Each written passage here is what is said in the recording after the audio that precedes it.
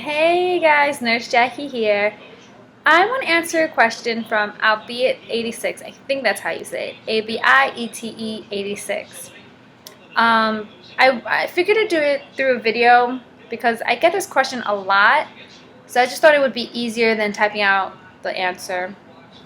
So they ask, hey there, I'm getting ready to take the NCLEX. Any pointers? How to answer the questions, what to look for, etc.? Super nervous.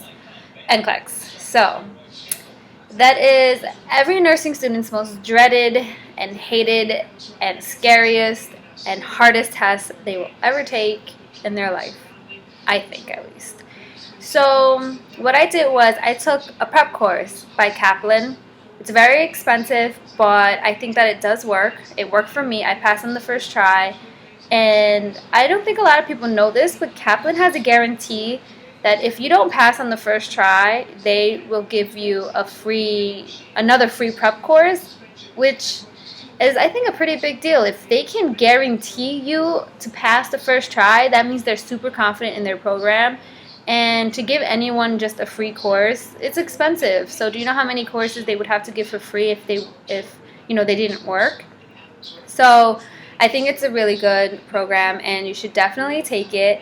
And Kaplan focuses on not the information because, like they said, I'm just going to tell you exactly what they told me. They said that you learn it in the past 4 years in school.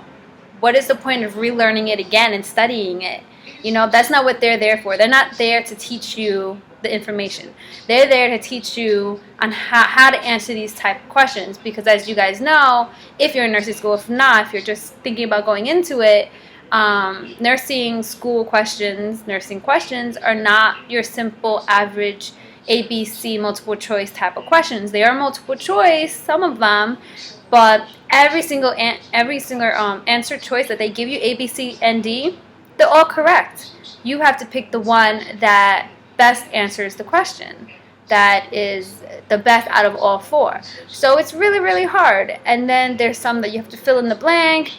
There's also some that are, select all that apply. They give you like 10 choices, A, B, C, D, E, F, G, H, I, J, K, and then one or two of them could be the correct answer, or 5 of them are the correct answer, or all of them are the correct answer. And those are like the hardest questions ever. I hate those, and I think everyone hates those.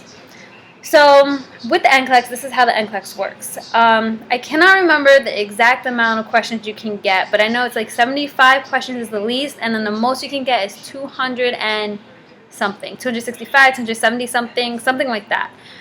You get a maximum of 6 hours to take it. It's done on the computer in a special center, and it's crazy. Like, you don't really know how you're doing. So there's a line. This is how Kaplan explained it to me. There's a line, and when you answer a question wrong in the beginning, right, you start out in the middle, meaning you're passing. You start out passing. You get one wrong, you go below the line a little bit. You get one correct, the next one correct, you go back on the line. You get another one correct, you go above the line, meaning you're passing. So it keeps doing that throughout the whole entire test.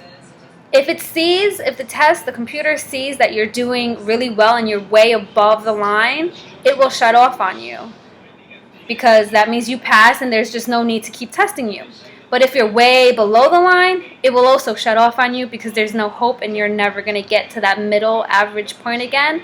So when it shuts off on you, you never know if you're doing really good or really bad. It could be either or. Also, what else did they tell me? I'm throwing a blank here. I can't remember. This is kind of like to know if you're doing well or not, kind of. They said that if you get a lot of select all that applies, that means you're doing pretty well. If you get a lot of hard questions, that means you're doing really well. If you get easy questions, medication questions are considered easy. If you get med math type of questions, or ones that you have to do math in, those are considered easy. So if you get those type of questions, you're not doing that well. But don't take it as, oh my gosh, I'm not doing well, oh, I'm going to fail. Don't think that way. Just keep taking the test. Forget about it. They'll throw one in here and there. It doesn't mean that you're failing. Doesn't mean that you're passing. Just keep taking it. Answer the questions correct, as best as you can. I remember for my test, I got I counted them, about 14 or 15 select all that applies, and I was freaking out. Even though I knew that meant that I could possibly be passing, I still got so scared and nervous because I knew that I answered every single one of those wrong. So I was terrified and scared. I got, I think, maybe 1 or 2 med questions and 1 math question. That's it. And most of my questions were adult med surg topic. And that was horrible because that is my worst subject. I hate adult med surg. Horrible, horrible, horrible. I have a friend that actually had gotten a lot of psych questions. And she wanted to do psych, so she blew through the test easy, fast. So it's funny because everyone can get all different types of questions. No one really gets the same questions. So you never know. You could get 75 questions, you could get 100, you could get 200, whatever. You get the maximum, you may get the minimum. I actually got about 105, 110 before it shut off on me. And it was horrible because I was expecting it to shut off at 75. I was like, yeah, it's going to shut off. 75 hit, didn't shut off. 76, 77. And I started to give up. I'm like, oh, that means I'm going to get 265, and there's just no way I can answer all of those questions. I can't do it. I hate answering those questions. So I started to give up. I was there, I think, for 3 hours because Kaplan also says to take your time to answer the questions. Like, you have to dissect the question and really think to yourself, what are they asking me? What is the most important thing to do in this scenario? So that's what I was doing with every question. So it took me a really long time to answer just a little bit amount of questions. So it showed off around 105 now, or 110, one of those. When I got to my last question, I didn't know it was my last question, of course, and stupid me was like, oh, I don't feel like answering this question. I didn't even read the question. I just picked an answer and that's it because I really gave up and I was so tired and done with it. Then the computer shut off. I was crying my eyes out. It was so bad. Don't do that. Do not do that. Read every single question because it's going to scare the crap out of you and you're going to feel horrible. Luckily for me, I don't know how I passed, but I ended up passing. I was convinced I failed, especially after that. I just didn't read the question. Anyway, that's not the point of this. So, Kaplan teaches you how to answer the question. I can't tell you how because I can't remember, but there is a formula on how to do it, and it works. And I really, really wish that I had this formula when I was in nursing school because it would have helped so much. So yeah, I really, really, really advise and recommend taking Kaplan prep course. Like I said, they have the guarantee. Like, how can you just not trust Kaplan? And I know all my friends that did take Kaplan did pass on the first try. So Kaplan works. It's good. There's also another one called Hearst prep course. That's different. That one actually goes over information with you. It's like nursing school all over again. I really don't think that's necessary. You learned it all in your 4 years at school. There's no reason to relearn it again. If you come across a topic that you don't know, you don't remember, just review it. Look at it over in your notes, in your textbooks. That's it. You don't need someone there to teach it to you again. So I don't think that's a good idea. And I think it stresses you out more and it makes you more worried. It's just too much information to know. You're not going to know everything and you just can't know everything. So don't freak out about that. If you come across something you don't know, just look it over. Don't even try to study it. Just look it over. Practice questions. That is the key to studying for the NCLEX. It's not really studying. It's just preparing yourself for the amount of questions you're going to get. Because you already know the information. You just need to learn how to answer the question. So, yeah, do a lot of questions. Kaplan is also good because when you I took the in-class class, not the one online, because I just can't do it online. I get too distracted.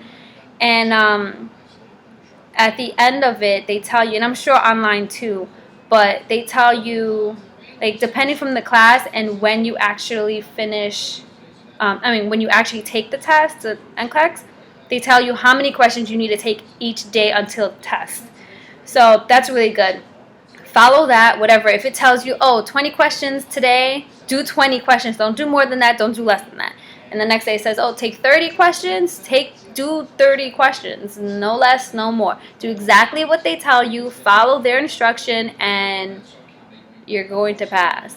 They also say the day before the test not to study, not to do practice questions, nothing. That is your rest day. Sounds crazy, and I know you're probably like, how am I going to do that? I have a big test tomorrow. I have to study for it. Don't do it. I listened to them. I followed what they said. It was really, really hard for me, but it was a rest day, and it really did help me. Like, it rested my head, and I was able to focus better. And I went out and I kind of celebrated the end of my studying and preparation for the NCLEX. Went to bed early, had good breakfast, took the test, and cried all day. Cried the next day, and the next day. I found out 2 days after that I passed. So that's pretty much what I recommend. Take a prep course, practice a lot of questions, review topics and things that you don't really remember or aren't that, don't know that well. Review like, oh my God, what is it called? Like the values, oh my gosh, I'm really throwing a blank. I'm so sorry, guys. The levels, like, sodium, magnesium, all of that stuff like that. CBC, like blood count, the chemistry, the labs, and all of that stuff.